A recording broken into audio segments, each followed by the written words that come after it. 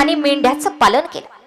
आयुष्यभर स्वतःचा प्रपंच नाही केला, पण या जगाचा प्रपंच करण्यासाठी देवानं स्वतः अवतार घेतलाय. आयुष्यभर मेंढ्या राखल्यात, स्वतःच्या लेकराप्रमाणे त्या मेंढ्यांचे पालन पोषण केलंय. पण हे दोन सेवेकरी ज्यावेळी म्हणले ना, मामा तुम्ही गेल्यानंतर मामा आपण त्या मेंढ्या विकून त्यातून मिळालेल्या पैशानं कुठेतरी महाविद्यालय बांधू आणि त्या विद्यालयाला तुमचं नाव देऊ.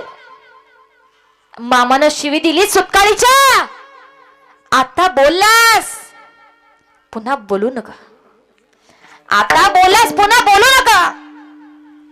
मरणारा हा बाळू धनगर नाही. जर म्हणशीला की बाळू मामा मेला तर चुकशीला.